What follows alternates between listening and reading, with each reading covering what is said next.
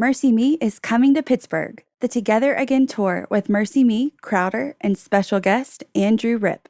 Thursday, October 5th. Bring your family and friends to the PPG Paints Arena in Pittsburgh for Mercy Me, Crowder, and Andrew Ripp live in concert. 3 multiple award-winning artists on one stage for one night. Let your spirit soar, your heart sing, and your faith ignite. Mark your calendars for Thursday, October 5th. Get your tickets now at mercyme.org. It's exciting that the business boutique was made for you. I know that I can make a difference in people's lives, and I want to do that. Hearing a lot of what other people are going through is really healing in a sense and motivating as well. I have the world in my hand, and I can do whatever I want to. Learning from some of the top leaders who can make these dreams a reality is just so exciting. It ignited a passion in me to know she can do that, we can do that too. I'm so blessed to have heard the podcast that led me to this moment.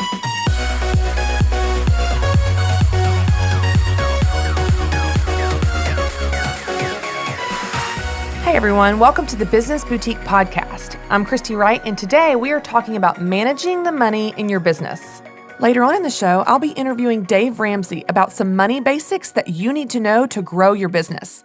You'll also hear from a woman who sort of stumbled into her dream job.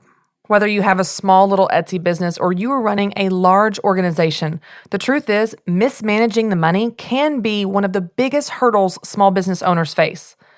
There was an article in Inc. magazine that has a great quote. It says, "Most businesses fail because they can't pay their bills. Most entrepreneurs either are or start out as financially illiterate. They go out of business because they don't manage their cash and they can't pay their bills." So when we understand that this is one of the top challenges we face in business, you can do some things to avoid that. You can set yourself up to win financially and keep your business sustainable for the long term. In coaching business leaders at all levels of business, I've identified that there are 3 top mistakes most people make when it comes to managing the money. The first mistake they make is that they don't keep their finances separate. Guys, this is such an easy thing to fix. If you will simply go out and set up a separate checking and savings account just for your business, you will be amazed at how many headaches you save yourself. Now, I know many people kind of get into business accidentally. They slide into business versus deciding to have a business. So what happens is you start out with this hobby and this thing you love and you enjoy, and gradually start to charge for your product or service. And over time, this hobby that was a part of you starts to be a business, but you're still treating it like a hobby. You're still treating it like it's a part of you.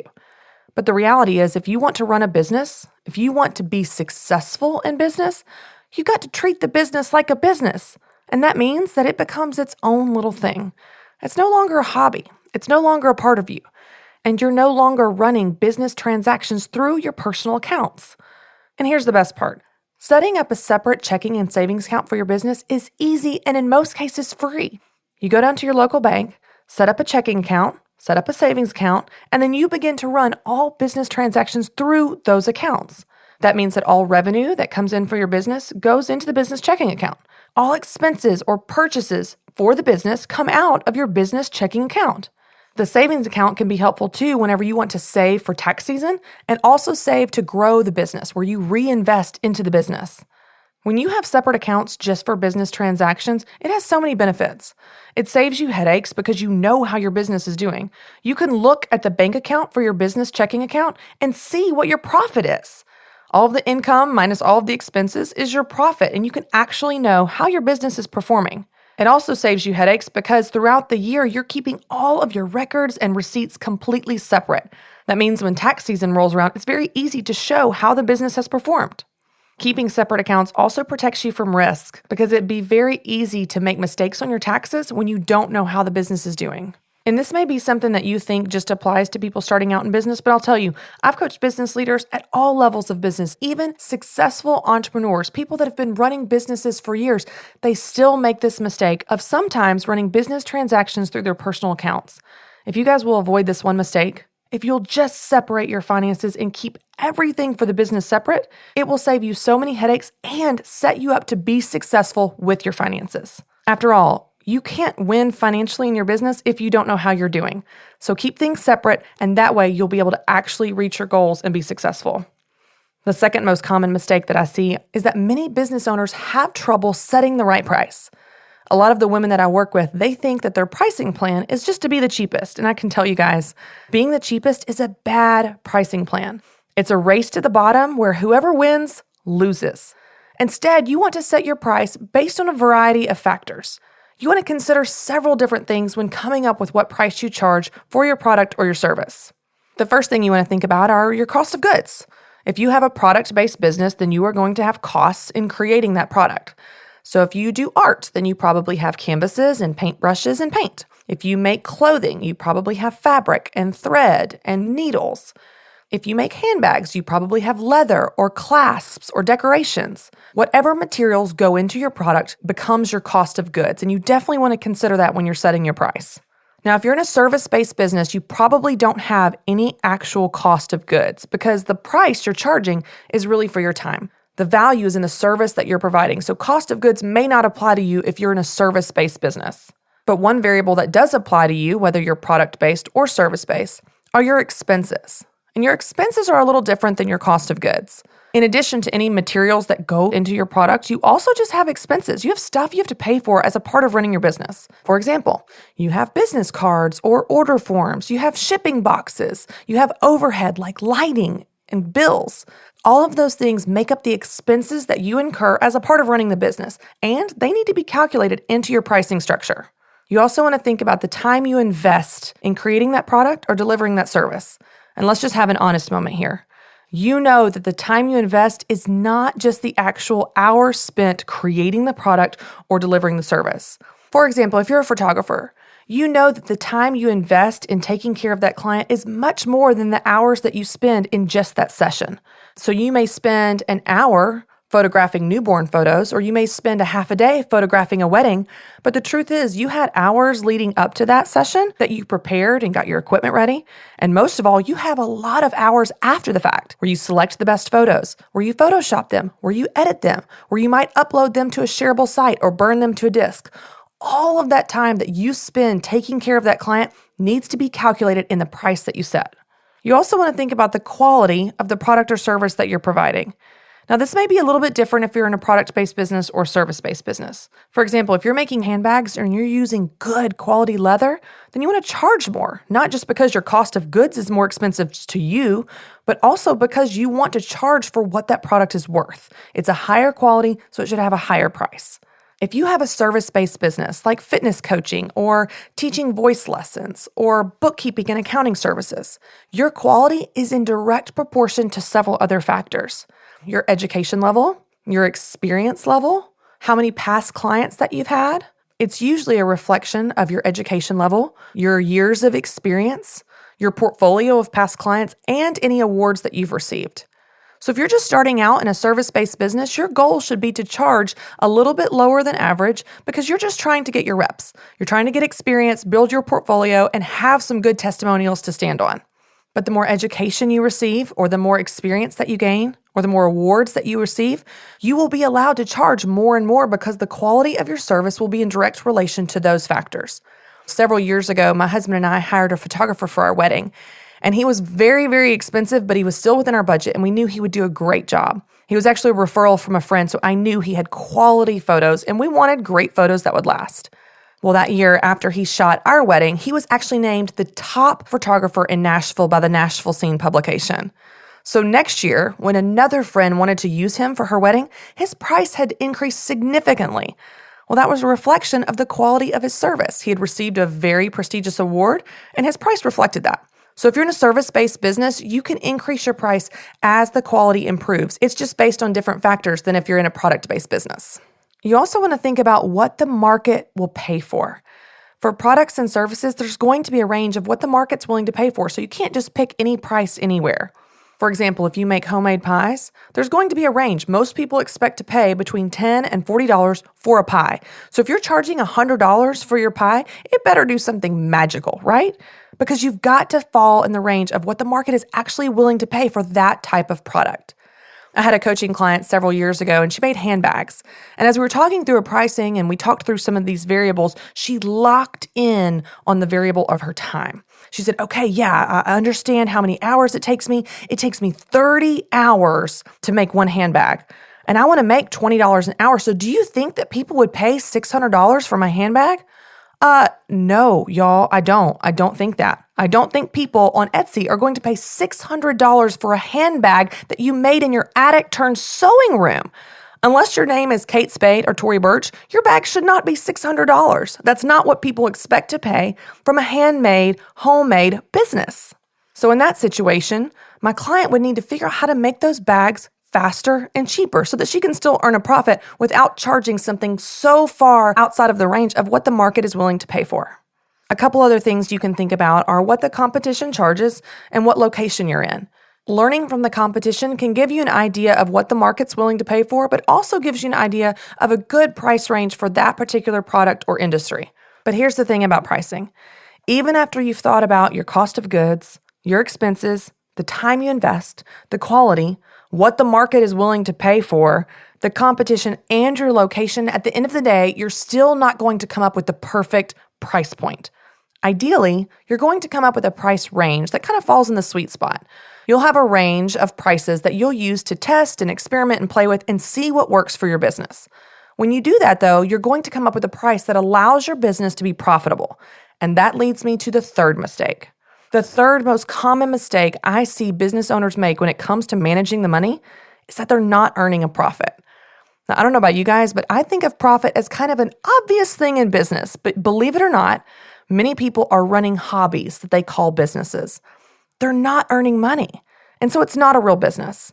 And because many businesses start out as hobbies, a lot of people think of profit as bonus cash. Like, wow, I'm getting to do my hobby, and as a bonus, I get some profit. But the problem with that is the profit is not bonus cash. It's not extra, and it's definitely not optional.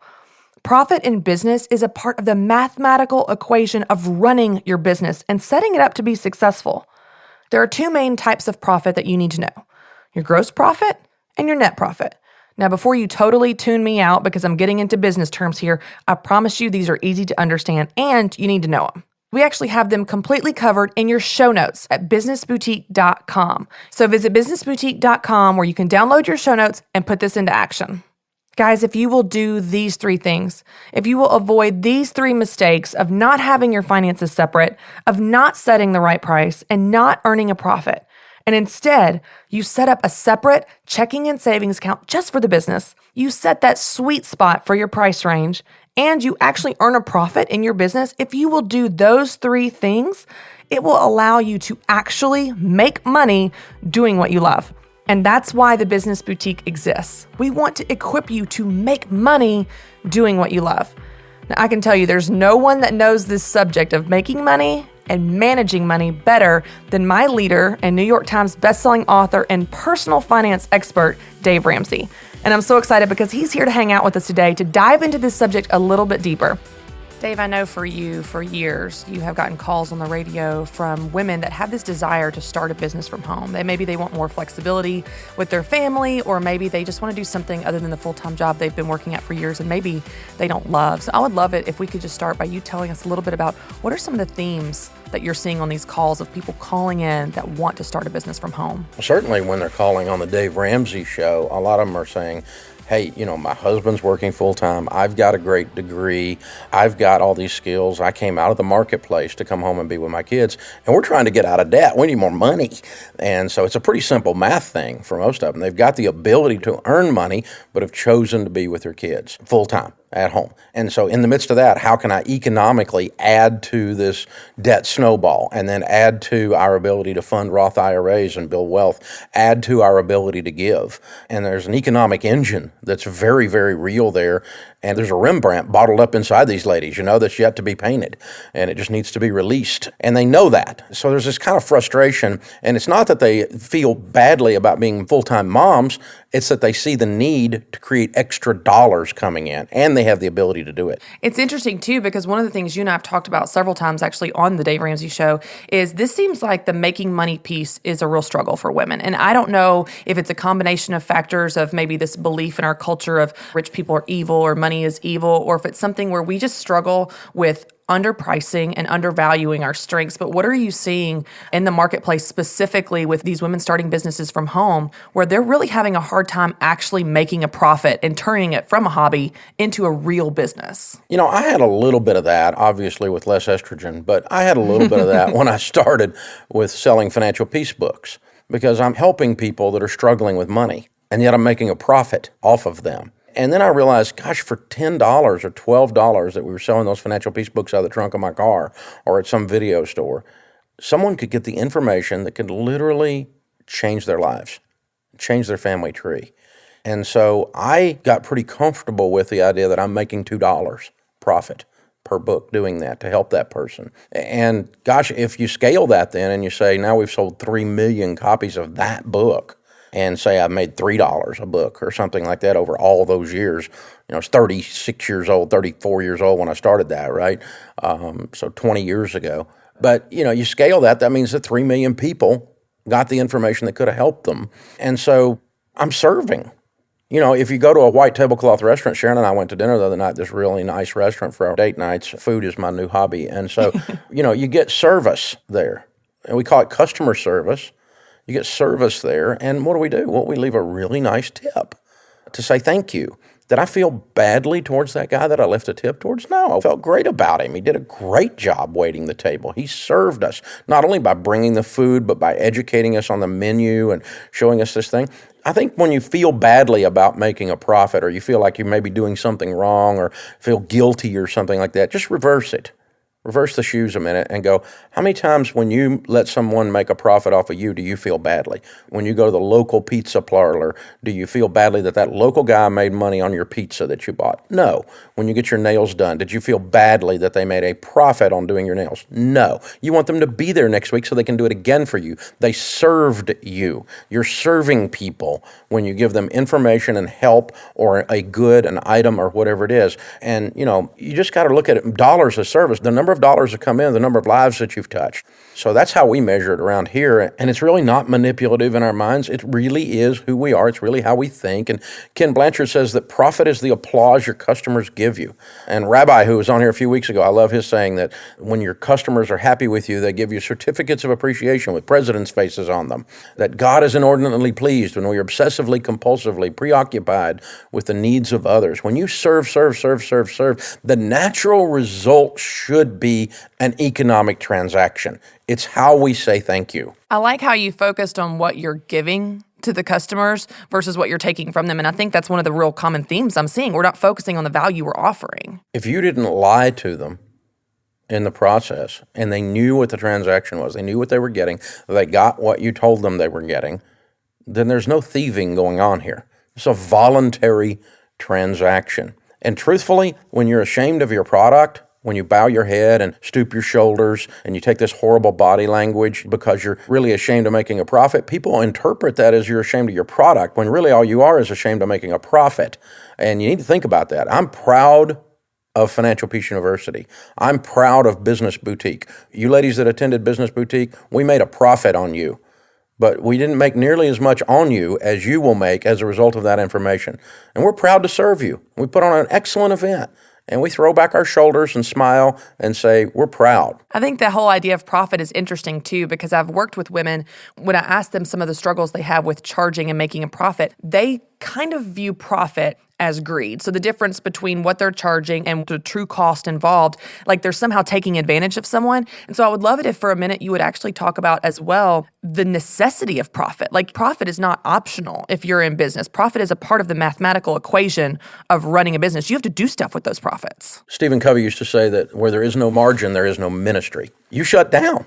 The ability for that restaurant to serve me that great food goes away if they don't make a profit. And by the way, there's no such thing as nonprofits. Nonprofit is an IRS designation. It is not a designation of holiness. It's not in the Bible. Second Hesitations, thou shalt build nonprofits. It's not there. A nonprofit that is not profitable closes.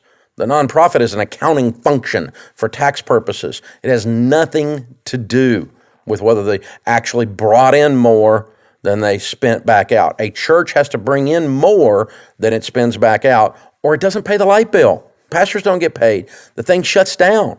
And so you have to bring in more than you have go out for the endeavor to continue. You owe that to your customers. You cannot continue to serve them if you don't make the situation profitable. One of the things I see a lot of times with women starting out, and I know you see this probably in entree leadership as well, this is true for all business owners, there is this belief in the marketplace that business debt is good debt, or that you have to take out a loan if you're really going to get this dream off the ground. If you're really going to take it seriously, you have to borrow money. And so I would love it if you would just kind of talk us through why that's not true and what you can do instead in order to build your business from the ground up small. And I think the thing to remember here is this is not just a Dave Ramsey thing. Here's the actual statistical facts. I must borrow money to start a business is mythology.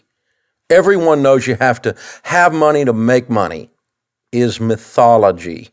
The truth is, a large number of very large businesses started debt-free and have run debt-free the entire time they operate. They avoid debt like the plague.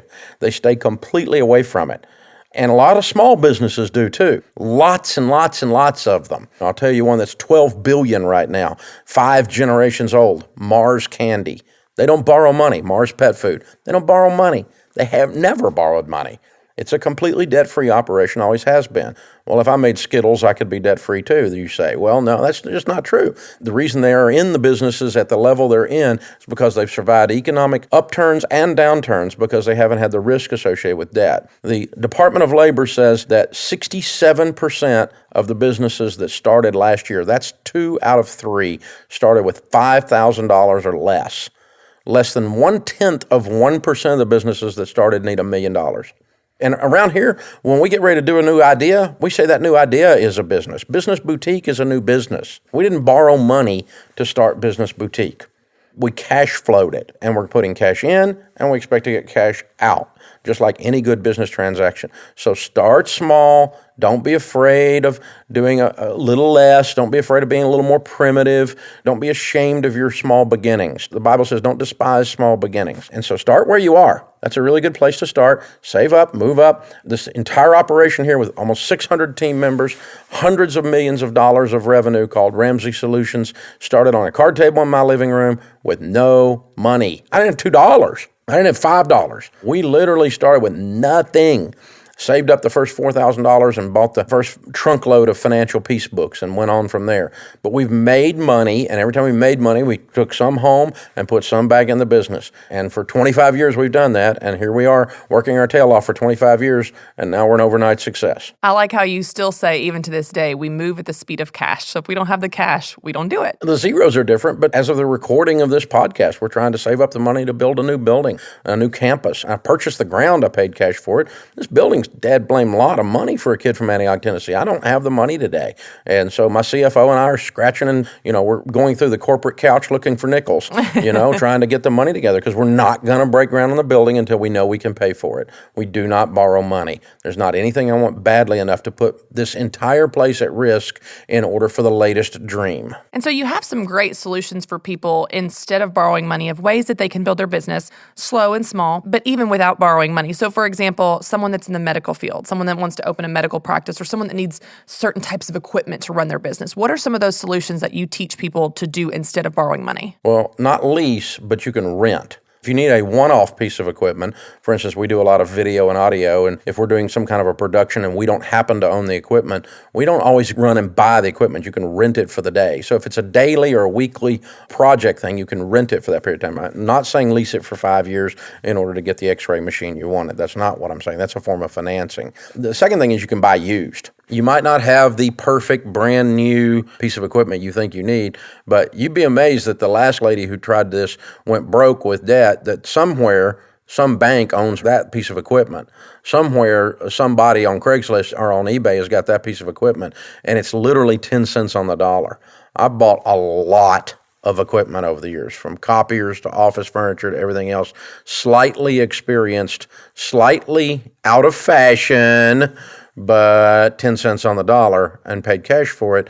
And again, we live to fight another day because of that. One of the things I've seen with some of the women that I work with is a lot of the times the reason we want to justify big purchases or taking out loans or anything like that is not so much because the business needs it, but because we want to validate the business. It's kind of like when I graduated college and I needed new suits and a briefcase to go interview for jobs when I had perfectly fine interview clothes. There's something about making purchases that makes us feel like it's real, but I love that advice of buying used or renting, and then you actually have dollars in your pocket, which is much more valuable than something that you feel like is validating the business. Yeah, and real estate agents do this. They go buy a really nice car, spend $100,000 on a stupid car to drive people around, and their kids throw up in the back seat while they're looking at houses. I mean, it's just, but nobody's ever bought a house from somebody because of the car they drove. That's ridiculous. Now, you can't drive a $100 Toyota if you're showing houses. I get that. But the difference in a $50,000 or a $20,000 8-year-old Beamer and a $100,000 brand new Beamer and the number of houses you sell is zero. That's $80,000 that you wanted a nicer car and you rationalized it. That's all it is. And that concept, that metaphor of that story applies to walnut paneling, to the chair you sit in. Oh, I got to have a desk so if they come in, they need to see. No, I've done deals with people that the couch was threadbare, but I knew the guy I was dealing with was a billionaire. And so I don't care if the couch is threadbare. As a matter of fact, it makes me want to go home and get a threadbare couch so maybe I can be a billionaire. Dave, one of the things that you talk about as well as a solution, and we use this even here in our organization, is outsourcing. And there's a real power in this business boutique community because there's this circle of trust, and there are a lot of highly skilled and educated and qualified businesses represented even in the community we've created. So I would love it if you would talk a little bit about the role of outsourcing and how that can help you save money as well. Now, don't get in every business. Again, an example around here is we've looked several times at building a kitchen and having a chef, but we outsource. We keep a lot of restaurants around here very happy that we're in business because we buy a lot of food in Ramsey Solutions, a lot of food. But even in the old days, I don't need to open a pizza kitchen. I just order a pizza. I don't need to open an ice cream store. I just order some ice cream for the team. We're going to celebrate a win, a victory. And that's one that's kind of obvious, but you don't need to buy a $25,000 printer. There's a Kinko's around the corner. Maybe a little inexpensive copier, but these days you can run a couple of copies off for convenience with your printer on your computer. But if you're going to run print run, don't get in the printing business. There's lots of people in the printing business. Let them spend $500,000 on a piece of equipment or $25,000 on a color copier or whatever. You don't have to do that stuff. You can equipment yourself completely out of business, and you can outsource. Even some of their labor stuff. You don't need to hire an accountant right off. Use a CPA. Get somebody that you pay them to help you with the books a little bit, and it's nowhere near the cost of having somebody on staff to do that. Outsource your graphic arts work. People are everywhere doing that. For goodness sakes, don't get in all these businesses. Be in the business you're in and stay in that business. Stay in your flywheel, as Jim Collins would say. One of the things I think a lot of the women that I work with struggle with is, especially when they're starting out, they don't have any money. They don't have an extra $5,000 for some upgrade. And so one of the things I hear as pushback is, I don't have the extra $500 for an accountant or for a CPA or even to outsource. I don't even have the money to outsource. And what I encourage them is find a way to go make $500 extra or whatever the amount is doing what you do well, and let that person do what they do really well. Because a lot of times these women, they're trying to wear so many hats. And that's how it is when you start out in business. You're trying to do everything. But what happens is a lot of areas of the business can suffer because they're trying to do everything, things that they should be outsourcing. Yeah, and again, when I started, the clip art was just brand new. Remember the old cheesy, really bad clip art that you would get on a computer?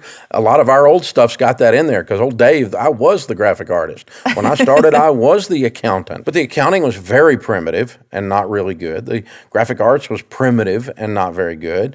Go back and find one of the old Financial Peace books. I typeset those books myself. I didn't outsource it. And so you can do a lot of stuff like that when you're starting, but then as you make profits, you can upgrade the quality by outsourcing and bringing someone in to upgrade the quality of your accounting, your graphic arts, whatever it is. But you can start really primitive and do some of it yourself to get it going, just to get it off the ground, to get a few units out the door. And then, as you said, stay in your lane. Stay in your lane. Don't, every time you start making a little bit of money, well, we're going to bring that in-house. No, life's simpler if everything's not in-house. One of the most common questions I get, Dave, and I would love to hear your thoughts, is when is the right time to hire your first team member? That's going to be a big expense, obviously, for these women, these small businesses. And many of them are solopreneurs. 90% of women-owned businesses have no team members at all. But many of them are at that stage. They're at the brink of growth and they really are ready to hire someone, but they're not sure, how do I know that it's the right time? What would you say to that? Well, the very hardest hire you'll ever make, and as I said, we're at almost 600 team members, the hardest hire you'll ever make is your first one. The second hardest is the second one, and so on. And by the time you get to 10, the whole dynamic changes. It completely changes. The pressure's off and that kind of thing because you're making more money usually. But it's very difficult because you're trying to eat out of this trough and now you're trying to get somebody else to share the plate with you. And you got to mathematically really look at it. And so first thing is you've got to have the money. You got to be able to pay them. And you're making a promise to them. You're not bringing someone on hoping they take risk with you. This is not a partner. It's a team member. You're responsible financially to them, and so you need to have a stream of cash flow that is real and that is predictable enough that you can keep your promise. And your promise is that you're going to pay them when you hire them and pay them what you said you were going to pay them. We used to tell everybody when we hired them that, hey, this is a small business and this is high risk. And when you're getting involved here, you're getting involved in a crusade. And if things go badly, we're all going to have to go home, you know? And so I was almost apologetic in my hiring at first. And that's okay. It's just telling the truth. This is a high risk scenario. We're not big yet. You know, you're not going to work for Procter & Gamble here. But also, you're going to have family. And we're going to have fun. And we're working on stuff that matters. And it's going to be very rewarding, and there's all kinds of benefits here that you don't get anywhere else that you can't quantify everywhere else. And so that was the offset, and people came to work for family and with family, so to speak. So be aware of what you're up against. Don't try to compete with corporate America for a job. I mean, you can't keep up with their benefits package. You can't keep up with their promise of, quote, security, unquote.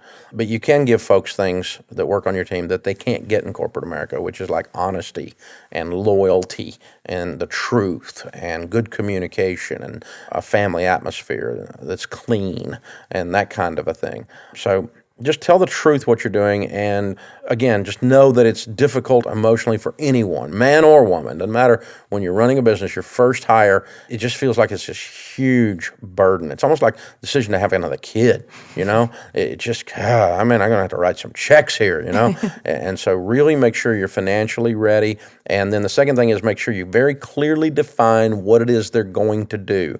And usually it's stuff that you can do, but it's not best for you to do. You need to keep your job description for things that only you can do. You have a special brand, a special thing you're doing. Keep that open. Don't try to farm that out. Farm out the other stuff like bookkeeping or answering a phone or filling orders or fulfillment or production or whatever. Those are things other people can do, but you can only do you. And be sure you keep that always carved out, no matter how big you get. I'm still the only person that can do Dave. I'm still the only one. There's other folks that are better than me even in some of the things I do around here, but I'm still the only one that can be Dave. I like the advice about not competing with corporate America because I think that's true in everything they do in their business. For a lot of these small business owners and Etsy shops and home-based businesses, they're feeling like, oh, well, Amazon's charging this or Walmart's charging this. And I remind them, you're not in the business of competing with the Amazons and Walmarts of the world. You're in a boutique business that offers something unique and special. And that's true for hiring, as you said, not competing with corporate America, but also in the products and services that you offer. It's very important because there's a huge buy local movement. All of us are aware. I mean, the other day, my wife and I are driving along, and she goes, oh, let's go over there. That's a local guy. Let's support him. That's everywhere in everyone's mind. And she didn't say, oh, they're cheaper than so-and-so. Right. She didn't say, oh, they're faster than so-and-so. She said, that's a local guy. I want to support them. So you can't only get people to buy because you're local. You got to be good and different and special and be all of those things. You got to be making art. You got to be shipping. But yeah, don't try to compete with Amazon. I don't try to compete with Amazon. I sell things that Amazon doesn't carry. In addition to asking when to hire the first team member, one of the other questions I get a lot, and I know you've gotten this question on the air as well, even when I've been on the show as a guest, is when to take it full time. So many of them have built up this little side business and they're taking it really serious and it's got a good demand, it's got good cash flow, but when do they know is the right time to take it full time? Well, in general, when I get that question on the radio show, I tell folks to make sure that the income that the business is creating is more than offsetting the income that you're creating at your full-time job, or close. 80% of that, you pull the boat alongside the dock so you don't jump off the dock too soon. In this scenario, I would assume it's got to do with a lady who started a business from home. And she's getting started now. When do I, quote unquote, make that full time? Well, that might be a family issue. It might be how you're going to arrange around the kids. It might be that you never want to do that, which is, by the way, okay. You decide what you want it to be. That's the idea of owning your own business. It's the beauty of it. Bigger is not always better. But when you get to the point that this thing is really taking off and you want to make that decision, Dad blame, we might really make some cash with this. This thing might be a real deal. Do we bring in a nanny? Or do we look at daycare? This is fun. I'm having a blast, and I want to grow this. You just look at whatever your trade-off is to working full-time. If the case of you're already making money doing something else, then it would be you'd want to come close to matching that before you, quote, leave the day job, unquote. So if you're making $50,000 a year, maybe you ought to be making 40 at the side job, or 35 anyway. But not, I made my first $5,000. Oh, let's quit and go full time, and you drop a $50,000 income to do that. No, that's jumping off the dock before the boat gets there. You're going to get wet. But then on the other side, is if there's not any income that you're offsetting it with, then it's a family trade-off. Then those are values that you've got to sit down and pray through and talk through and say, all right, when am I going to do that? Well, when little Josie goes to kindergarten, we're going to do that, or whatever it is. I don't know. You could do it today. I don't care. But you got to decide what your trade-offs are and how you're going to cover your other responsibilities. One of the coolest things I've seen, Dave, at our Business Boutique events that we've had is something happens in that room over the course of 2 days where it's much more than business knowledge and tools being gained. That's certainly happening, but there's actually an identity shift happening, and there's some life change happening. That's what we hear more than anything else after the event is, my life was changed. And so I would love it as we wrap up if you would end with some words of encouragement for these women of just giving them permission to go win and do this thing. Well, Proverbs 13 says, hope deferred makes the heart sick. But when desire comes, it is the tree of life. Now, hope deferred doesn't mean hopelessness. It can. But what it probably means is when you're walking into Business Boutique and you don't know if you can do this, and you leave with tools and inspiration and confidence that says, I can do this, the hope is no longer deferred. There was a hope there, but it was put off. It was way off in the distance. And what happens to you in that scenario is it's reeled in up close. And when it gets up close and you can touch it, now when desire comes, it is the tree of life. And that's when you get excited and you can say, okay, now I've got hope. Because that's what's happening over that period of time. Confidence is coming from tactical solutions and also from testimonies from other people that have done it. And it's anytime you get around somebody who's done something that makes you believe you can do it. And then you go do it. This is the greatest time in the history of the world to start a business. Right now. Right now is. So absolutely go do it. You've got more access to customers through the internet, and it's all free.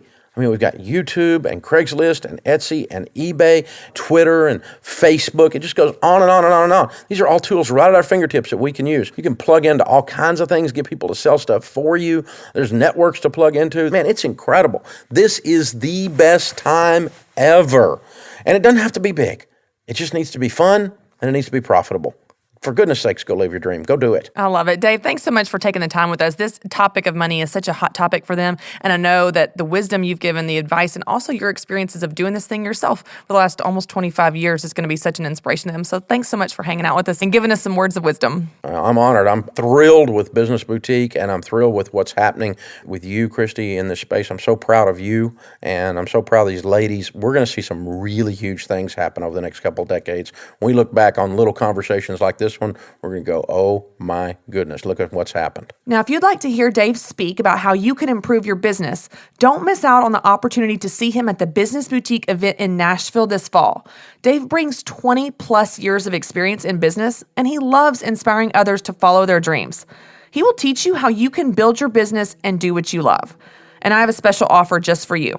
You can receive $10 off any ticket to the Business Boutique event by going to businessboutique.com and using the code BBWright. That's BBWRIGHT,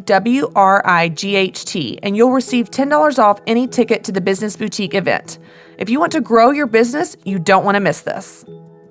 Now I have another success story for you. Here's the story of a woman who sort of stumbled into her dream job. My name is Megan Huffman. I am the relatively new owner of Rising Sun Learning Center in Kansas City, Missouri. I actually officially purchased it. The first day was April 25th, which was also my 30th birthday. So that was a great birthday present. This is Megan Huffman. She is the owner of Rising Sun Learning Center. Megan's story didn't begin here, though. It began months ago when she decided to change careers. The time constraints of social services is just crazy. So I decided to change a little bit and went into early childhood education. And so I was in the classroom for a year, and then a step up into being a director was always my goal. So I prayed and said, okay, Lord, where am I needed? And be careful what you pray for, because I was ready for a challenge, and boy, did he give me one. I interviewed for a director's position at another center. Megan took a job at the Rising Sun Learning Center, which was struggling at the time. Our licensed capacity is 120 children, and I think there was probably somewhere in the 40 range on site when I came on. So hence the financial issues. When you're at a third of your capacity, then obviously you're probably not making all of your bills. There were some employees there. Some things I kind of had to start from scratch, just because of the manner in which I walked into it. There was, like I said, several $1,000s in utilities. There was several thousand more dollars on a couple different credit cards, a couple other different past due amounts for different people. Megan had no desire to become an owner, but she soon found herself on that path. So when I walked in July, my intention was totally just to run the business. I had no intention of ever owning one. In fact, I had taken a college course on managing a child care center and kind of purposefully ignored some of the material, which I kind of regret now, because I thought, I'm just going to be a director. I don't have any intention of owning, but I had no interest in dealing with taxes and business insurance and all of that jazz. As time went on, it started to become apparent to Megan why the business wasn't successful. The then owner had a big heart for kids and not really much of a head for business. She ran it more like a hobby than a business, and so there were lots of financial struggles. If the business was going to survive, Megan had to make it work. What was going on with the owner at the time, she just didn't really have the ability to deal with any of that, and so I ended up, even as just a quote-unquote director, sort of functioning as the owner, because there was basically nobody else to do those types of things at that moment. And so it was either I did them or they didn't get done, and the city wants its permits and things, and so the or else was we didn't exist. So I just kind of had to step up and say, okay, well, if I'm going to do this, then I'm going to do it. In an overwhelming and impossible situation, Megan got to work and started doing her best to make things better. Megan made a list of small, inexpensive cosmetic repairs that would immediately have an effect on enrollment. We overhauled the playground because it was definitely a big barrier to enrollments. It was ugly. And so we overhauled that. It's amazing what $400 worth of sod will do. So my mother and I spent Columbus Day on our hands and knees laying sod. We were, making improvements all over the place. Lots of sweat equity, lots of paint, lots of cleaning, and just trying to build the place back up to what it once was. And I knew what it could be again. After Megan was hired, the owner of the business experienced several personal tragedies. The former owner had a couple of different tragedies happen in 2015 for her. She was diagnosed with cancer and lost her husband of 35 years. And so I was trying to save the business, but then also just trying to help save this dream of hers because she did care very deeply about it. In order to grow, Megan knew she had to understand her customer. So she researched her target market. For my business in particular, it's very geographically based. People either want their childcare to be near their home or near their office. And so a lot of the legwork and behind the scenes work that I've been doing is, tracking that. Like, how are people hearing of me? Where are they calling from? When they come in for that tour or when they're calling, that's my one shot. If I don't represent my business well in that phone call, or if whoever answers the phone doesn't represent my business well in that phone call, they're not going to come for a tour. And so it's been kind of training on that end. Like, if I'm not physically there to answer the phone, I want to make sure that whoever is answering the phone knows this is how to represent Rising Sun. It was hard work, but Megan began to finally grow the business. Each enrollment was one more little chunk, one more bit that I could pay off, one more thing that I could get off my plate. It soon became clear that the owner was either going to have to close or sell the business. She basically just asked me one day, so am I closing this or are you taking it? I was like, whoa, okay. Well, at that point, I'd put a lot of blood, sweat, and tears into it, and I knew from many different sources and many different affirmations from God that was where I was to be. Megan analyzed the pros and cons with her husband. We talked about it, and I showed him, look, I said, I'll show you the books, I'll show you whatever you want to know, because, this was just my job, and so he didn't really know at that time the ins and outs except for the things that I had talked about over dinner or whatever.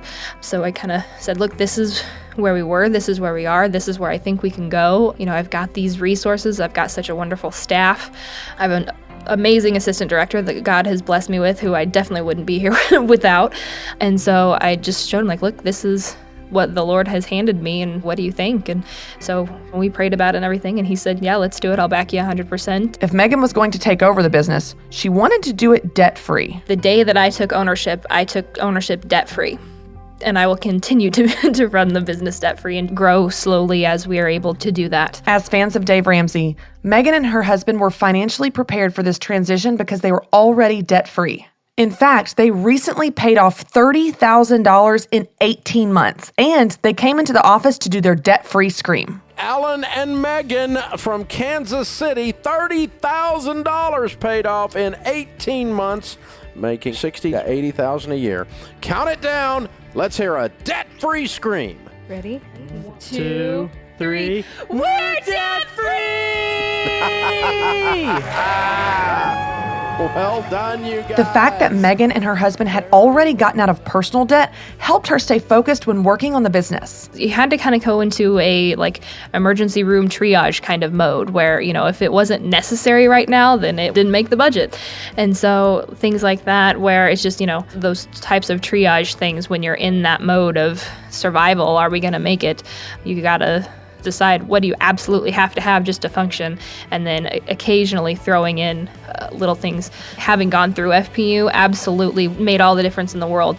Those types of skills and those types of negotiating tactics and things that I had learned from FPU were definitely huge in me being able to settle the debts and get out of the business debt. And I think too, I was only a few months out of getting out of our personal debt, so there was still kind of that gazelle feeling. And so when I went from one goal having been reached and having such a big celebration of going to Nashville and doing the debt-free scream and having hit that mountaintop, it's like, all right, I can do it again.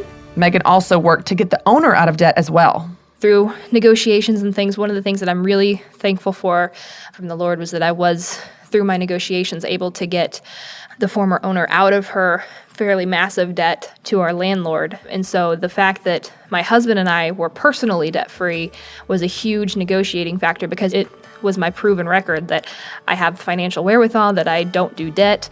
And I even emailed my debt-free scream to the landlord to show, look, this is something that I'm passionate about, that we don't do debt and that I care about the future of this place. Running the Rising Sun Learning Center has turned into a dream job for Megan. I have 2 small children myself, so, we've been talking a lot here about what your why is, and right now they are definitely it. I find that it's a really good mix of me being able to work and provide for my family. It's this really great mix for me where my life is today, of being able to be there with my kids and make sure that they know that mom is here and working hard for them, and be able to see them throughout the day and know that they're somewhere where they're loved and taken great care of. But then also, like I said, being able to provide for my family and feel like I've really put in a day's work for sure. When Megan took over the business, she had 6 team members and very low enrollment. But since she has grown the business, she now has 18 team members, and her learning center is at full enrollment. With the staff that the Lord has blessed me with, now I'm up to 18 employees versus the 6 that I started with, and they're all absolutely fabulous. We are not quite yet at capacity, but we're getting there. For her 30th birthday, Megan's husband, family, and friends gave her tickets to the Business Boutique event in Dallas this past spring. I was very spoiled for my 30th birthday. They all pitched in and got together to send me to the Business Boutique event, and so I was so thankful that I was able to attend, because there were such great speakers and I learned so much, and just definitely fueled my passion for my business. Wow, what a great story. Megan's business experience is an inspiration and proof that with a plan, anything can be achieved. If you have a success story that you'd like to share with the Business Boutique community, I'd love to hear from you. Send an email with your story to podcast@businessboutique.com and we'll be in touch. Now, this is a good time to remind you guys that for every podcast episode, we also have show notes available at businessboutique.com/podcast. And this time, we actually have something special for you there as well. Along with your show notes, we've created a business budget checklist. And that is your homework for this week. Download your business budget from the show notes of this episode and fill out your checklist. That way, you can take what you've learned and put it into action in your business. This is going to help you make sure your business is set up for success. Okay, before we go, I want to make sure that you're connecting with our Business Boutique podcast community. Go to businessboutique.com/podcast, and in the comments to this episode, I want you to share with me one thing you want to do with the profit you're earning from your business. That's it for this week. Thanks for hanging out with me as always, and don't forget to subscribe to the podcast. For more encouragement on how to make money doing what you love, visit businessboutique.com.